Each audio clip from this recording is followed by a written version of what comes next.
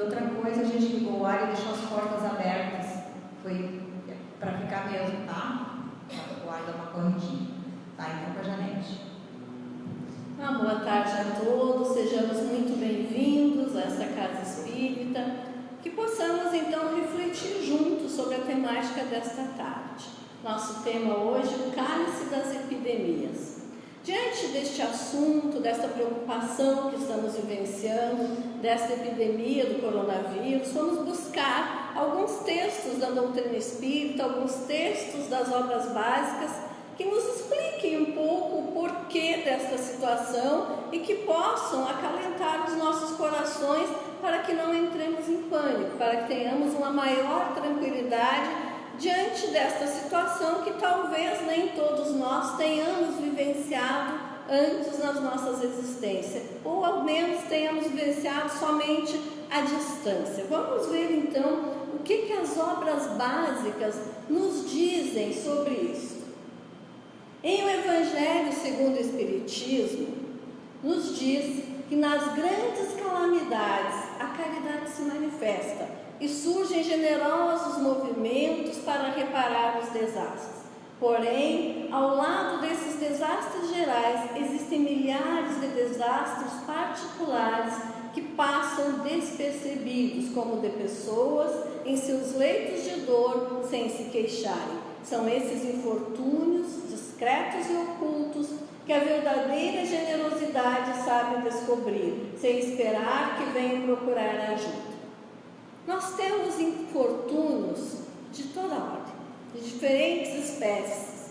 Nós temos ainda a fome, o frio, a doença, nós temos todo tipo de declínio de conduta, nós temos diversas misérias, nós temos imensos sofrimentos decorrentes dos vícios, das atitudes, e nem sempre nós enxergamos estas grandes epidemias. Nem sempre nós queremos ver a epidemia da fome que está ao nosso lado, a epidemia da derrocada da educação, daqueles que se perdem pelas próprias escolhas. Nós vivenciamos isso como se fosse algo normal, desde que nós estejamos bem. Ou seja, na grande maioria das vezes, ainda infelizmente, quando nós nos encontramos numa situação de conforto, numa situação boa, razoável, nós não queremos ver aquela epidemia, aquela dor gigantesca que transita ao nosso lado, às vezes muito perto de nós. Nós vamos ignorando porque não está acontecendo conosco, ou porque não nos achamos em condições de ajudar, ou porque nos parece que não é responsabilidade nossa.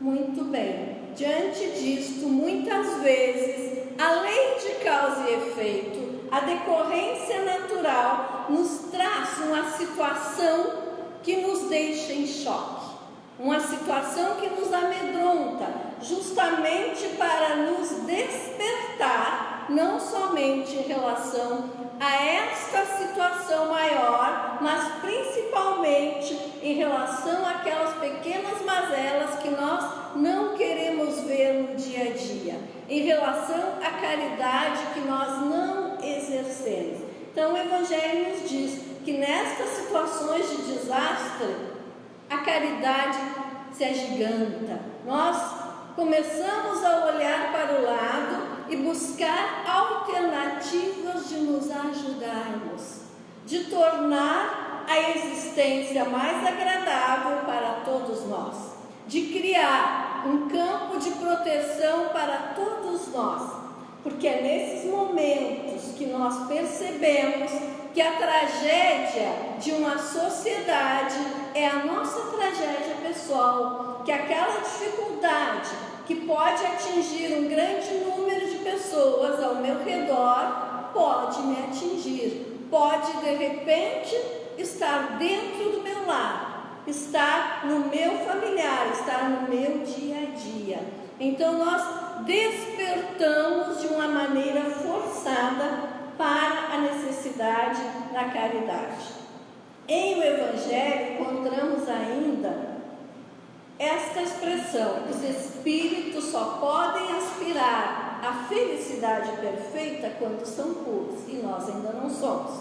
Qualquer falha que tenham cometido lhes impede a entrada nos mundos felizes. São como os passageiros de um navio atingidos pela peste. Vejam bem, o Evangelho nos diz então que nós constantemente neste mundo somos como passageiros de um navio atingidos pela peste. Ou seja, estamos num lugar do qual nós não podemos sair e no qual nós temos que sofrer dificuldades, o planeta Terra. Esse é o navio onde nós estamos reclusos, aos quais é proibido desembarcar em uma cidade até que se tenham descontaminado. Que contaminação é essa que nós possuímos, então, que não podemos ainda avançar as fronteiras do planeta Terra? Nós ainda não nos educamos plenamente. Nós ainda não desenvolvemos a amorosidade, ainda não aprendemos a conviver em fraternidade. E é por isso que estamos restritos a este planeta onde ainda existe o sofrimento. E este sofrimento, ora ele é menor, ora ele é aquele sofrimento normal do dia a dia, as nossas dificuldades cotidianas, ora ele se avoluma para nos despertar, para acelerar o nosso crescimento. Mas estamos todos nesta mesma conjuntura de ainda estarmos sujeitos a provações. E aí, meus irmãos, às vezes nesse contexto, ainda somos tão anticaridosos que nos acusamos, dizendo que, por exemplo, o fulano adoeceu porque tem algo a resgatar, o fulano adoeceu porque tem uma afinidade maior com esta problemática.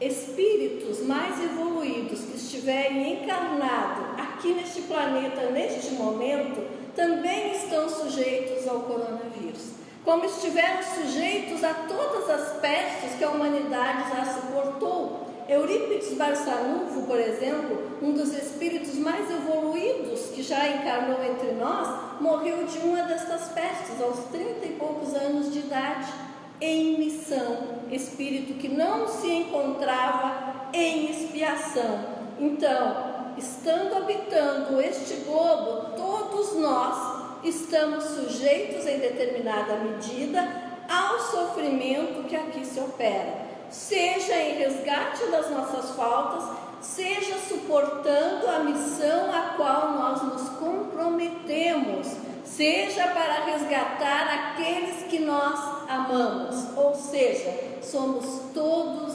iguais. Estamos todos sujeitos às alegrias e às tristezas que este planeta nos oferece, porque ele não nos oferece só tristezas, com certeza. Temos inúmeros momentos de felicidade, mas quando surge uma epidemia como esta, muitos tendem a reclamar de tudo, a reclamar da vida, a reclamar da oportunidade da existência, como se a vida fosse só dor e medo. Mas e os tantos, inúmeros momentos de felicidade que nós desfrutamos? As inúmeras oportunidades que são dadas a todos nós. Não é no momento da dor que nós temos então que nos tornar ingratos. É no momento da dificuldade que nós temos que muito mais agradecer os momentos de alegria e de felicidade. Ainda em o Evangelho segundo o Espiritismo, as doenças fazem parte das provas e das vicissitudes da vida terrestre. São inerentes à grosseria da nossa natureza material e à inferioridade do mundo que habitamos. Então, uma vez que todos nós temos um corpo físico semelhante de carne e osso, uma vez que todos nós estamos encarnados neste planeta, estamos sujeitos às vicissitudes da doença. cada um em determinado grau, cada um de acordo com o seu projeto reencarnatório. Nos diz o Evangelho ainda que a obsessão, assim como as doenças e todas as tribulações da vida, devem ser consideradas como uma prova ou uma expiação e aceitas como tal. A obsessão, aquilo que nos perturba, o desequilíbrio, as doenças, a tristeza, tudo deve ser aceito. Então, meus irmãos, o momento é de resignação.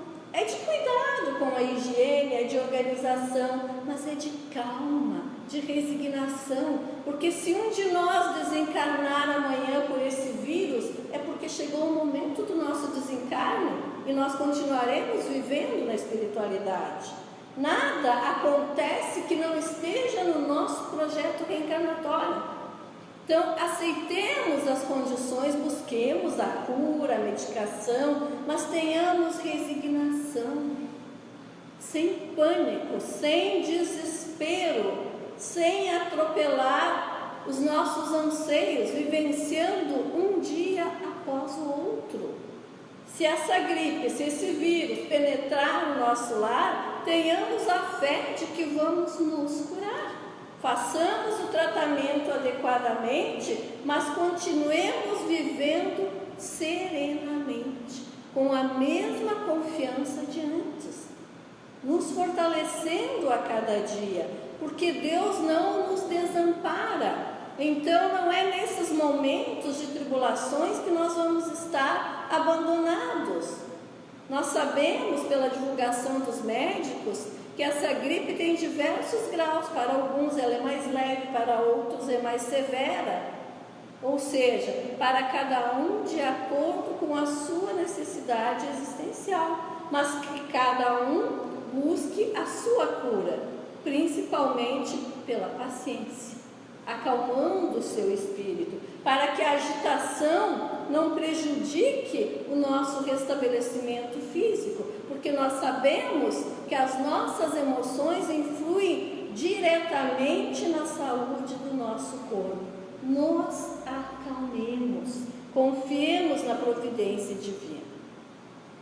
No livro Conduta Espírita, o texto Perante os Fatos Momentosos, que aliás está sendo muito divulgado esta semana pela nossa Federação Espírita, nos diz que em tempo algum empolgar-se por emoções desordenadas ante ocorrências que apaixonem a opinião pública, como por exemplo, delitos, catástrofes, epidemias, fenômenos geológicos e outros quaisquer. Acalmar-se é acalmar os outros. Acalmar-se, acalmar os outros. Ao invés de ficarmos nos nossos grupos insuflando o medo, a discórdia, o desequilíbrio, o desespero, acalmar-se.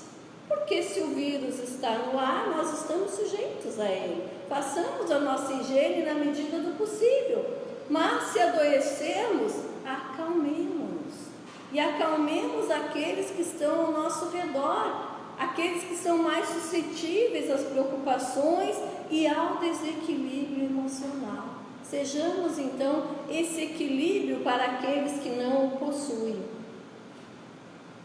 No livro Evolução em Dois Mundos, André Luiz traz a seguinte definição: o inferno, dessa maneira, no clima espiritual das várias nações do globo, pode ser tido na conta de imenso cárcere hospital, em que a diagnose terrestre encontrará realmente todas as doenças catalogadas na patologia comum, ou seja, temos inúmeras doenças já conhecidas, inclusive outras muitas desconhecidas do homem, não propriamente oriundas ou sustentadas pela fauna microbiana do ambiente carnal, mas nascidas de profundas disfunções do corpo espiritual e muitas vezes nutridas pelas formas pensamentos em torturado desequilíbrio, classificáveis por larvas mentais de extremo poder corrosivo e alucinatório, não obstante a fugaz duração com que se articulam, quando não obedecem às ideias infelizes, longamente recapituladas no tempo. Aqui é o seguinte: se o meu irmão desenvolver o coronavírus, não significa que ele tenha uma pleiade de espíritos obsessores ao seu redor. Não significa que ele especificamente esteja plasmando este vírus. O que este texto quer dizer, em síntese, é que nós, enquanto humanidade, enquanto comunidade, juntando os nossos pensamentos, juntando a nossa forma de pensar, as nossas emoções, muitas vezes criamos uma psicosfera deletéria. Então, nestas épocas de epidemia, se pudéssemos observar espiritualmente, veríamos ao nosso redor imensas levas de larvas, de cor não muito agradável, seguidas de legiões de obsessores a nos perturbar. Mas são os nossos pensamentos coletivos, ou seja, de todos nós, desestruturados, desequilibrados, que geram estas falanges invisíveis aos nossos olhos. Todos nós somos responsáveis, então, por manter no nosso planeta uma psicosfera mais saudável, emitindo vibrações de amor, emitindo vibrações de confiança, emitindo votos de cura, rezando pelos sofredores, rezando pelo nosso bem-estar, dos nossos familiares, dos nossos amigos, dos nossos inimigos, dos opositores, para que então todo o planeta possa efetivamente se curar, nutrindo uma psicosfera superior, uma psicosfera efetivamente mais elevada. Ralph Kiro nos diz que muitas doenças são decorrentes do ressentimento. Quanto mais se tenta esconder o que está sentindo, remetendo para o âmbito do subconsciente o que não consegue enfrentar com lucidez e serenidade, mais se compromete o campo energético. É em decorrência disso que surgem algumas doenças inesperadas, de difícil tratamento, pois a causa principal não é identificada, permanecendo dormente no âmago das emoções mais profundas.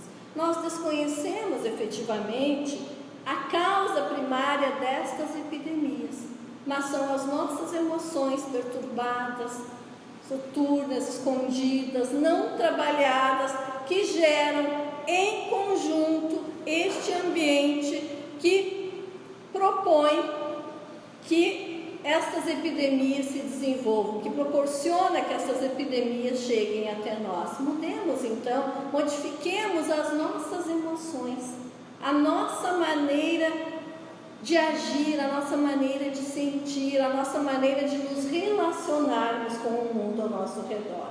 Em O Livro dos Espíritos, questão 738, consta que para conseguir a melhora da humanidade, é uma pergunta, para conseguir a melhora da humanidade, não podia Deus empregar outros meios que não os flagelos destruidores? Porque nós sempre pensamos que Deus está nos punindo por alguma coisa. Pode, e os emprega todos os dias, pois deu a cada um os meios de progredir pelo conhecimento do bem e do mal, pela nossa educação, pelo nosso crescimento. O homem, porém, não se aproveita desses meios. Necessário, portanto, se torna que seja castigado no seu orgulho e que se lhe faça sentir a sua fraqueza.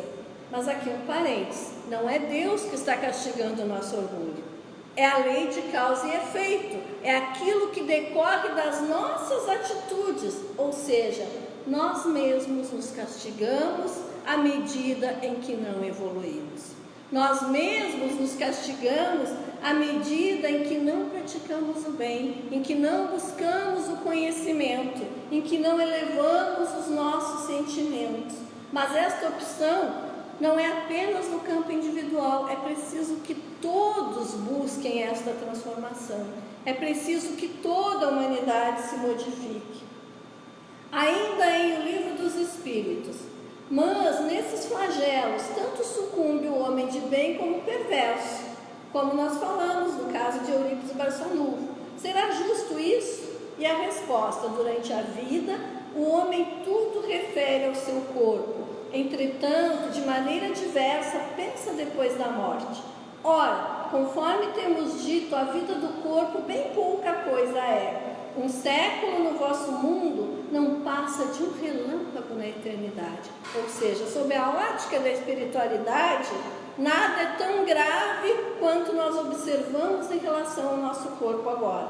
Logo, nada são os sofrimentos de alguns dias ou de alguns meses, de que tanto vos queixais. Representam um ensino que se vos dá e que vos servirá no futuro. Ou seja, tudo é ensinamento. O que para nós pode ser difícil, uma semana de repouso, 15 dias afastado das atividades, 15 dias de adiamento de uma determinada atividade, isto para a eternidade é um piscar de olhos, um estalar de dedos. Não é tão importante quanto nós dimensionamos na nossa pequenez de almas ainda encarnadas. Os espíritos que preexistem e sobrevivem a tudo, ou seja, nós não morremos, formam o mundo real. Esses, os filhos de Deus e o objeto de toda a sua solicitude. Os corpos são meros disfarces com que eles aparecem no mundo. Por ocasião das grandes calamidades que dizimam os homens, o espetáculo é semelhante ao de um exército cujos soldados, durante a guerra, ficassem com seus uniformes estragados, rotos ou perdidos. O general se preocupa mais com seus soldados do que com os uniformes deles. O uniforme é o nosso corpo. Nós somos os soldados exemplificados aqui. Portanto, meus irmãos, se tivermos medo de morrer, tenhamos a certeza de que continuaremos vivos. Mais vivos ainda na espiritualidade. Mas claro que quando nós estamos encarnados, nós não temos esta dimensão, esta lembrança tão clara assim e nos amedrontamos diante de qualquer situação. Em A Gênese ainda, nos traz a seguinte menção: porém, os males mais numerosos são os que o homem cria pelos seus vícios, os que provêm do seu orgulho, do seu egoísmo, da sua ambição, da sua cupidez, de seus excessos em tudo. Aí a causa das guerras e das calamidades que estas acarretam, das dissensões, das injustiças, da opressão do fraco pelo forte, da maior parte, afinal, das enfermidades. Então, tudo é fruto do nosso egoísmo, do nosso desajuste interior. Me perdoe a extensão dos textos, mas esta temática exige uma fundamentação exaustiva nas obras básicas, para que não fique como opinião pessoal o que se traz aqui para reflexão. Aqui trazemos uma mensagem psicografada por Eurípides Barçanufo em 1906, Espírito Simeão. Ele nos diz: é com sinceridade que vou-lo digo, quereis esquivar-vos da dor? Todos nós queremos, ninguém gosta de sofrer. Fugir dos vícios, fugir dos vícios, sede humildes de coração, indulgentes, misericordiosos, dóceis e afáveis uns para com os outros. Assim fazendo, em verdade vos afirmamos que lograreis furtar-vos dos tormentos a que estáis subjugados. Fugir dos vícios. Tonificai pelas ações nobres vossas almas, imitai o divino modelo, e só tereis de bendizer tal conduta. Então, para fugirmos da dor, temos que fugir dos vícios. Temos que vencer os nossos vícios interiores. E então faremos jus a mundos mais evoluídos, onde não exista mais qualquer tipo de dor.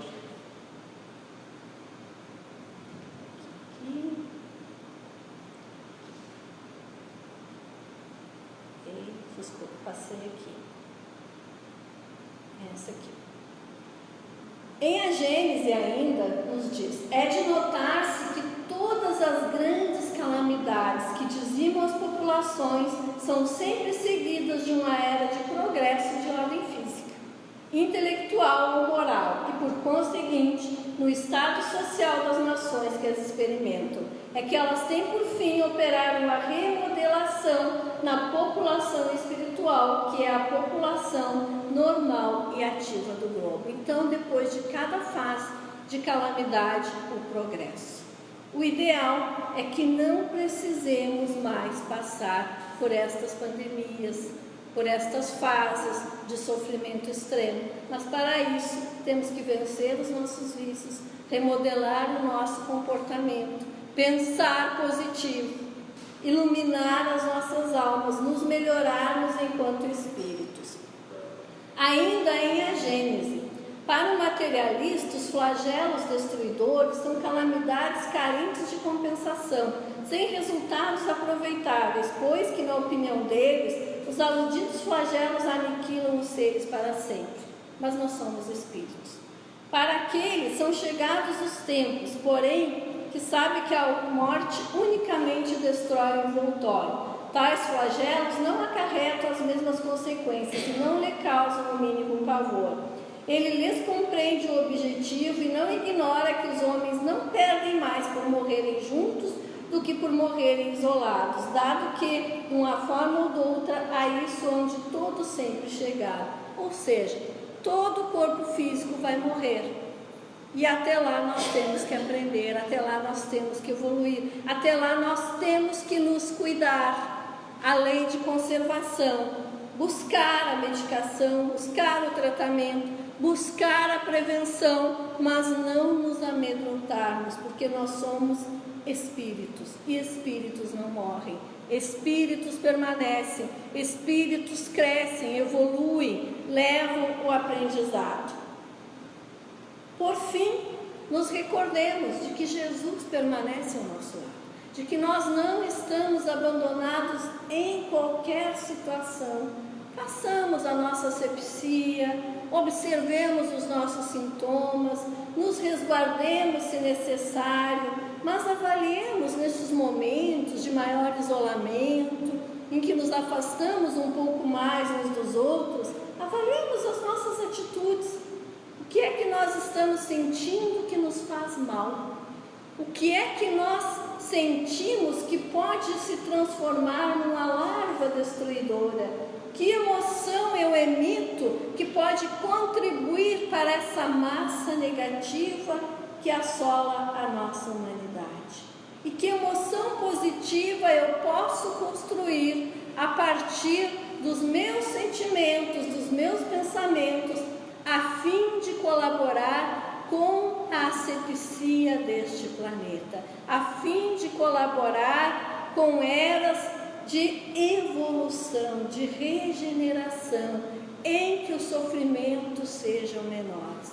Enfrentemos então esta epidemia, como tantas outras que nós enfrentamos no dia a dia e que às vezes nos negamos a ver ao nosso lado, ao lado dos nossos lares, nas calçadas, nos valos, nos vilarejos, que nós nos recusamos a estender a nossa mão ao sofrimento. Observemos, quem sabe possamos nesta fase romper algumas barreiras e nos tornarmos um pouco mais fraternos. E esta fraternidade certamente nos curará de inúmeras mazelas espirituais. Assim, acaso algum de nós perecer pela peste, pela doença, pela epidemia, que o nosso espírito possa partir leve, equilibrado, resoluto e com a sua fé inabalável. Obrigada pela oportunidade, saúde e paz, tranquilidade, calma para todos nós, porque Jesus está ao nosso lado, porque Maria está ao nosso lado, porque Deus jamais nos abandona. Muito obrigada.